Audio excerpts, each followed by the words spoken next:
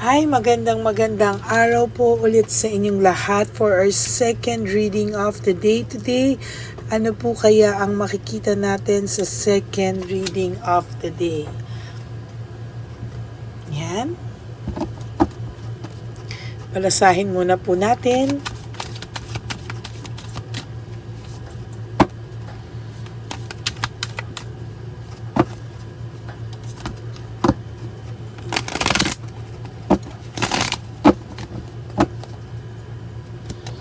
Ano po kaya ang makikita natin sa second reading of the day? Talagang namamatay yung kandila, no? Pagka ganyan po.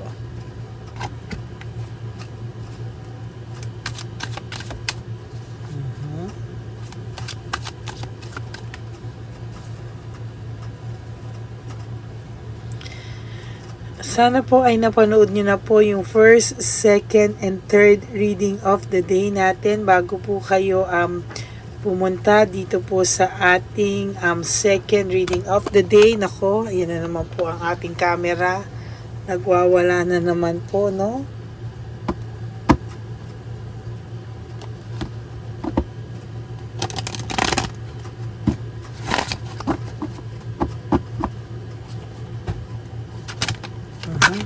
Nako, sige, pagbigyan na po natin yung dalawang bumagsak. Sige, kuha na po tayo ng 10 cards muna dito para okay. So, ang person nyo po ngayon ay nakakaramdam ng fatigue at sobra po siyang exhausted sa sitwasyon na meron siya ngayon. Lalo na po na ikaw ay nakakaahon-ahon na, ang pakiramdam po ng tao nyo ay nasasaktan po ito ngayon. Parang gusto niya pong lumayo lalo at mag-isip-isip para po ma-miss niyo daw siya, no? Parang lalo niyo po itong gustong magpaka-misteryoso, no? Para po para po maisip mo daw na siya po ay okay na, no? Siya po ay kahit papano ay gusto niya pong maramdaman mo na siya ay okay na at siya po ay kahit papano nakakaahon-ahon na. But the truth is, hindi po siya makakaahon sa pag-iisip sa'yo. No? Hindi po siya makakaahon. Somehow, hindi po ito makakaahon talaga. No? Maiisip at maiisip ka at hindi siya makakaahon sa nakaraan yung dalawa.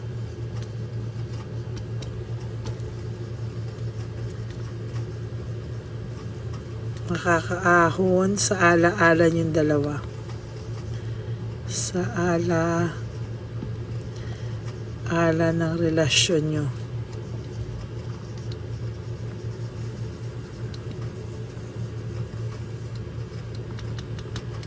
Hindi siya po makakaahon sa ala-ala ng relasyon yung dalawa. Meaning, lagi niya pong maiisip whatever, no? Lagi niya pong maiisip na yung nangyari sa inyo or yung relationship nyo po somehow ay lagi lang pong nasa isipan nito, no? But because of too much pride, no, hindi niya po feeling niya po, yung pride niya po ay yung nagpaparusa rin po sa kanya or yung nagpapunish din po sa kanya. Nahihirapan po ito, and so far, no, sa nakikita ko po ngayon ay madalas po talaga makakaramdam ito ng sobrang strange na pakiramdam, no? Na dahil po sa pride niya, talaga pong pinaparusahan po siya ng kanyang pride, no? At hindi po ito basta-basta pride, no? Talagang yung ego niya po, ang tindi po ng kapit niya, oh, sa kanyang ego and pride.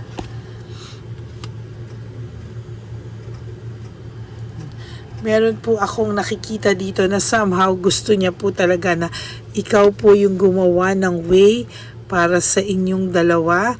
Ikaw po yung gumawa ng paraan para kayo pong dalawa ay magkausap, no? Somehow ay umayos po, no? Ikaw daw po ang mag-ayos, pero kung ako po ang tatanungin, wag mo na pong ayusin ito, no? Dahil sa nakikita ko po, hindi na po ito maaayos kung ikaw pa rin po ang gagawa ng paraan. You will only have difficulties, delayed, doubt sa sarili mo. Dahil hanggang ngayon po, pag ganyan pa po, ikaw pa rin po ang talo, no? Pagka ganyan po ang ginawa mo.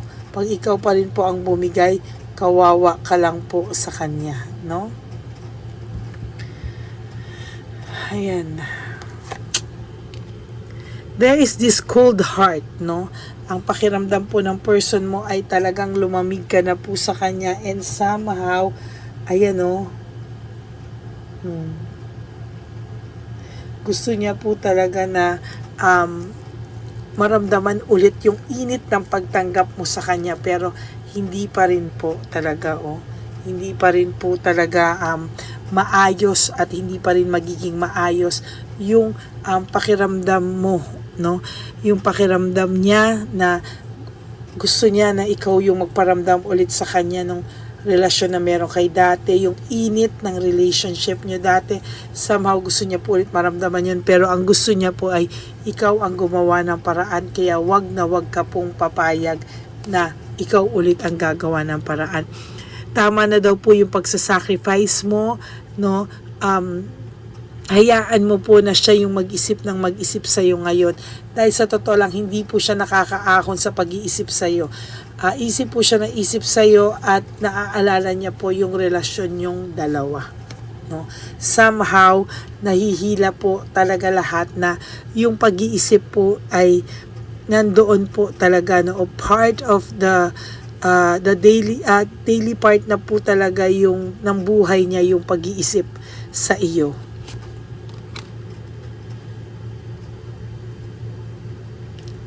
May reflection din po akong nakikita dito. Somehow, nakikita ko po na nagre-reflect po ang taong to, or nag-iisip po siya, iniintindi niya po yung mga bagay-bagay, ano daw ba yung nangyari, bakit daw ba nagsimula ang lahat ng to, at naiisip naman po niya na kasalanan niya, pero somehow parang ginajustify niya po na na-push mo daw siya sa bagay na yun. There is this insecurity, no? Nakakaramdam po ang person mo ng too much insecurity every time po na naiisip niya na hindi ka na po nagmamartir sa kanya, o hindi ka na po martir sa kanya, no? Parang nagkaroon po siya ng boredom sa buhay niya, no? Parang ang naisip niya po is somehow hindi daw po walang challenge yung buhay niya ngayon. Why? Because may boredom po siyang naiisip, no? Panay boredom na lang po ang nangyayari sa kanya. Somehow, kailangan niya daw po ng humor, no? I choose to focus on the lighter side of life. Parang pinipilit niya po na gawing chill lang lahat, no? Chill lang sa buhay niya. Pero sa totoo lang po, no? Sa nakikita ko po ay hindi niya po kayang mag-chill lang. Talagang nahihirapan po ang person na ito, at hindi niya po kayang mag-chill lang. Meron po siyang doubt sa sarili niya. I really still need to know all the answers. Gusto niya pong masagot lahat ng katanungan niya, pero sad to say po, hindi niya po masagot-sagot yung mga tanong niya sa sarili niya. For whatever reason, nai-stuck po siya dun sa tanong niya po sa'yo o sa sarili niya, no?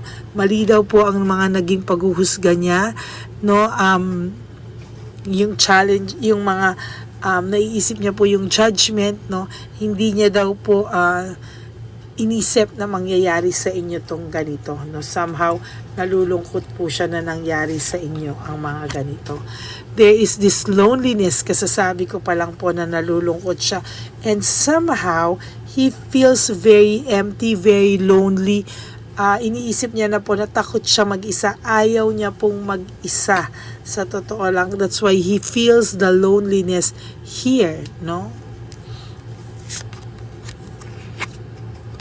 Somehow he wants to be forgiven, no? Kaya lang po, paano mo naman po papatawarin ng isang tao kung hindi naman po galing sa kanya yung sincere apology na gusto mong makuha, no?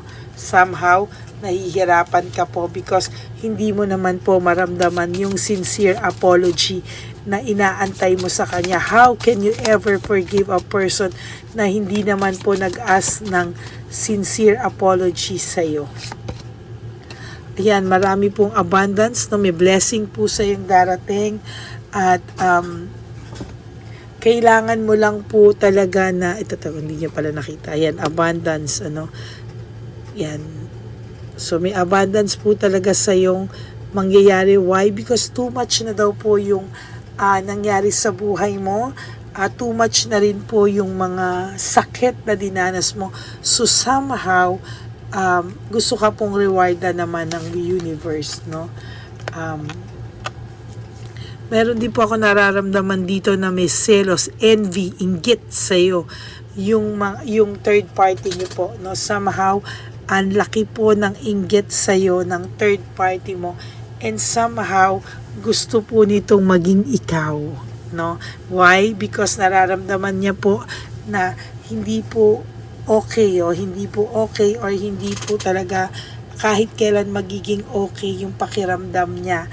Because naiinggit po siya sa'yo at talagang may purpose daw po, no, hanggang ngayon yung person mo na lumapit sa'yo because hindi po niya nararamdaman na talagang siya yung gusto ng person mo.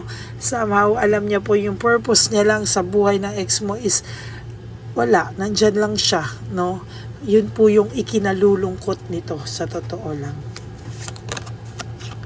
Hindi po niya mabalanse, no? Hindi niya po mabalanse yung mga pangyayari sa buhay nila ngayon. And somehow, nabubuntungan lang po ng galit niya si Chabelitang Palaka or si Shokoy ngayon. Why? Because hindi niya po matanggap na natitiis mo na daw siya. Gusto niya pong magkaroon ng growth o makapagbagong buhay. Gusto niya pong maging aware sa kung ano ba ang tama at hindi, no? Somehow natutuwa po siya na ganyan ang nangyayari, no? Hindi siya nagkakaroon ng growth, ikaw yung nagkakaroon ng growth. Hindi siya natutuwa, rather. Hindi siya natutuwa na nagkakaroon ka ng growth. Ikaw po, you just have to be patient, no? And accept mo po that everything happens in divine order. Hindi mangyayari sa'yo ang bagay na yan daw po kung hindi daw nakatakda na mangyari yan. Maybe, if kayo pa rin po talaga sa bandang huli, meron pong maaral na leksyon o matutunang leksyon yung partner mo, bakit kailangan mangyari ang lahat ng ito sa inyo, no? You just have to surrender everything to the divine universe. Yan ang lagi kong sinasabi sa inyo, na kailangan mo lang po isurrender ng sobra-sobra at ng bonggang-bongga sa divine universe at hindi ka po kahit kailan papabayaan. Okay? So that's it for your second reading of the day. Hindi siya makaahon sa ala-ala ng relasyon yung dalawa. At somehow, apektado po si Chabelitang Palaka or si Shokoy. Why? Because nakikita po nila, no, nararamdaman nila na hindi po sila talaga ang mahal ng kanilang mga partners sa ngayon. And somehow, ay nalulungkot po sila dahil parang nagiging panakip-butas lang sila. No? So, yan po ang ating second reading of the day. If you would like to have a private reading with me, you can message me po at Lady Lee Elena. That's Ladyly Elena. Nasa dulo po yan ng ating video. Diyan nyo lang po ako makukontak. That's my only official and legit FB account. Ayan. No? So maraming salamat po sa inyong lahat. And I hope na naka-resonate po kayo, and if you do, can you please give me a like and comment down below kung ano po ang inyong masasabi sa reading na to para I can read all your comments at malaman ko naman po ang inyong pakiramdam. And please, no skipping of ads. At for those of you po who would like to give me a super thanks for this video, I would really appreciate and love that from the bottom of my heart. At sana po napanood nyo na po yung readings kahapon na 1, 2, 3, first, second, and third reading of the day. And of course, the first reading kanina bago kayo tumalon dito sa second reading of the day natin. So maraming salamat po sa aking lahat ng loyal and ever solid Lady Elena friends, family, and subscribers. I love you all from the bottom of my heart. Yan, mahal na mahal ko po kayong lahat. And ang isa lang po lagi kong bilin sa inyo, that life is too short. Don't make it shorter by stressing yourself from all the pains and the heartaches na binigay sa inyo na kahapon. Just surrender everything to the divine universe and just let go and let God write your life and love story. I will be back for another set of reading, our third and final set. Sana po ay huwag kayong malulungkot at alam nyo po na babalik po ako, huwag po kayong masad, no? Ako po ay magbabalik at talaga naman pong aayusin po natin na magkaroon sa schedule natin ng third and final reading of the day today. God bless you all, I love you all, and I will all see you again on my next reading. Okay, God bless you all, have a happy heart, and huwag po kayong masad. God bless you all. I love you. Bye!